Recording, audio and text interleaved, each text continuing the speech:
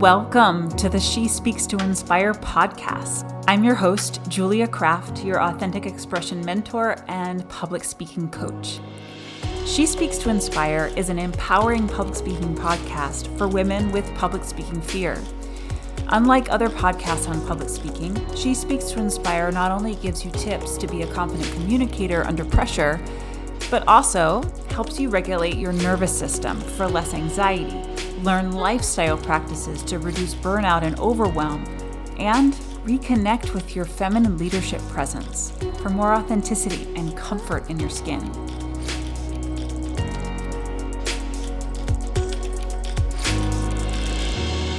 I believe it's the quiet ones, especially the quiet women, who have the most important ideas. I believe the world really does need your voice. So let's dive in.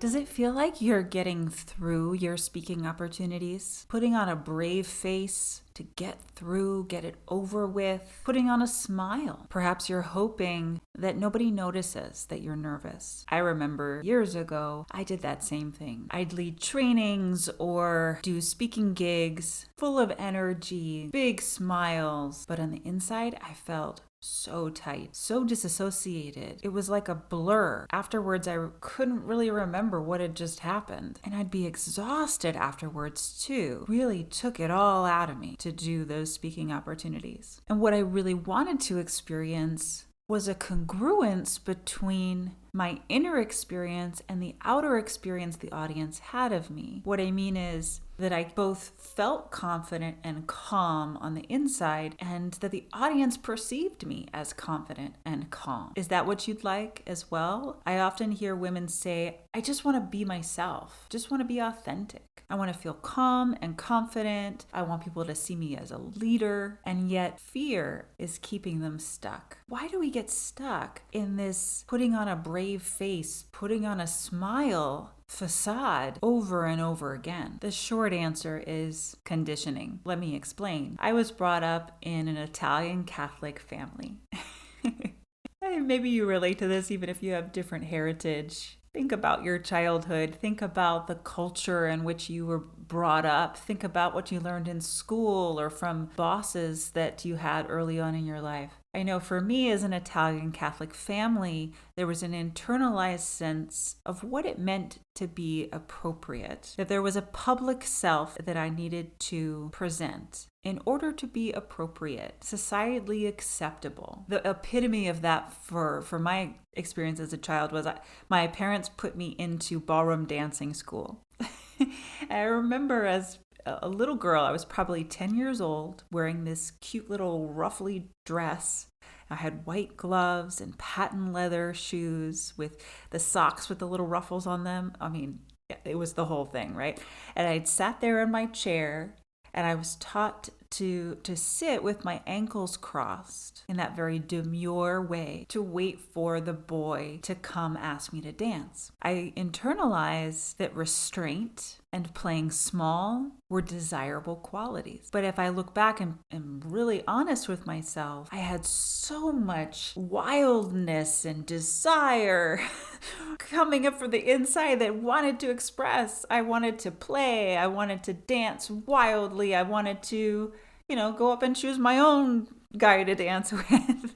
I wanted to have my legs apart because that was more comfortable. So many things. What is your conditioning that you learned early on of holding things in, containing your expression? What did you internalize was the repercussions of not containing your emotions and expression. This is all really important because the counterintuitive solution to putting on a facade or a mask, a brave face, is to be honest. It can be as simple as when you get up in front of that audience and you turn to look at them and you all of a sudden feel that flush of nervousness and panic that you say, whew, wow, there's a lot of people here. It's a little terrifying, but I'm excited to be here. Being honest. It doesn't have to be a full breakdown in front of the audience, telling them all your deepest and darkest fears. It can be so simple just to be honest in the moment. Like, wow, oh, I'm more sweaty today than I thought I would be. Or, oh, my legs are a little shaky.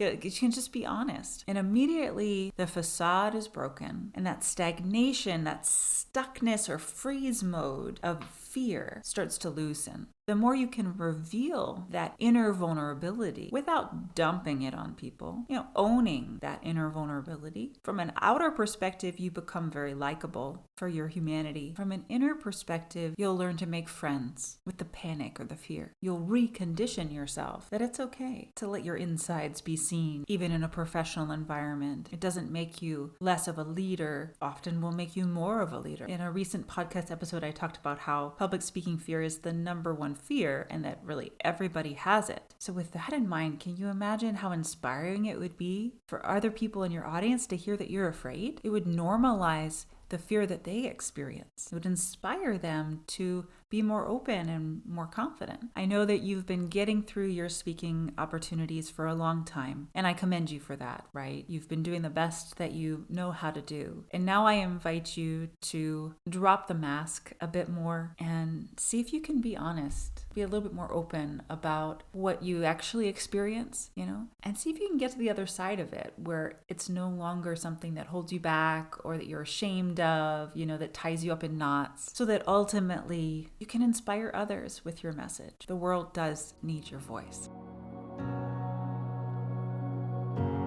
Thanks for listening.